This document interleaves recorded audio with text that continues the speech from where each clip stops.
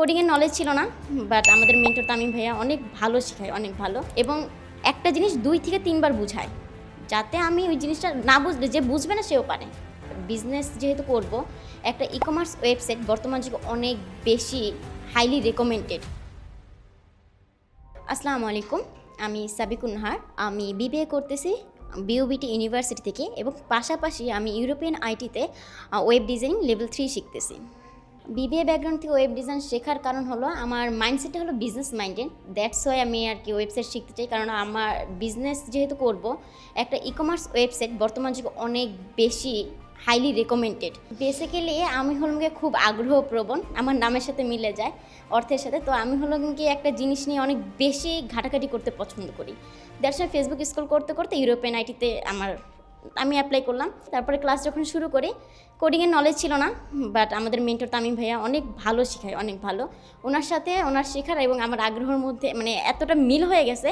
ভাইয়া প্রথম দিকে শিখেছে, ওইটা আমি ক্যাচ করতে পারছি।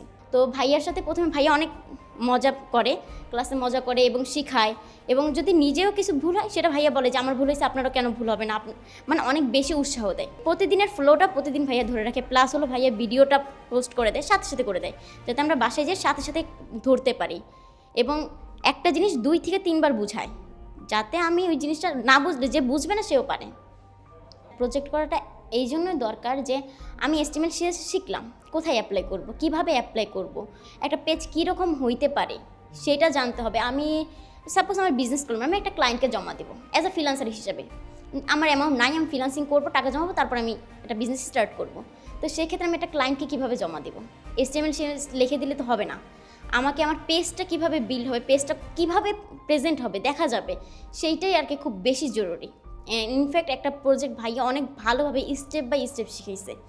ইউরোপিয়ান আইটির এনভায়রনমেন্টটা আলহামদুলিল্লাহ অনেক ভালো, অনেক ভালো বলতে সবাই কমিউনিকেশন, কথা বলা, অ্যাপ্রিসিয়েশন।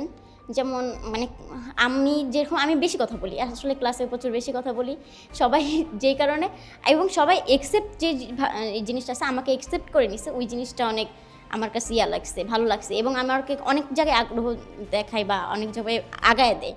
এটা হলো আমাদের ক্লাসের এনভায়রনমেন্ট। এবং ভাইয়া প্রথমে বলছে যে আপনারা সবাই একে অপরকে হেল্প করবেন।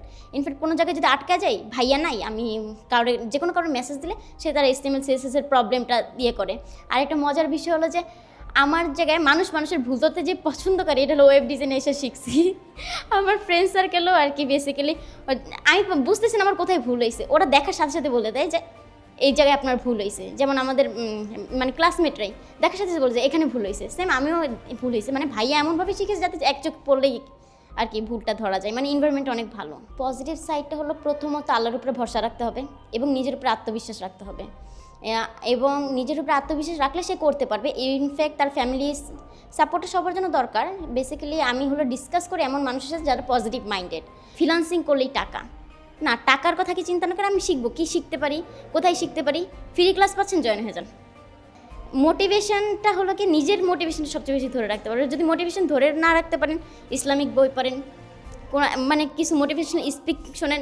এমন আমার ক্ষেত্রে আমি যে হতাশ হই না এমন না, হতাশ হলে একা একা বসে থাকেন, আল্লাহর সাথে কথা বলেন। এটা আমি বলবো যে এটা বেস্ট মেডিসিন হিসেবে কাজ করে আর কি।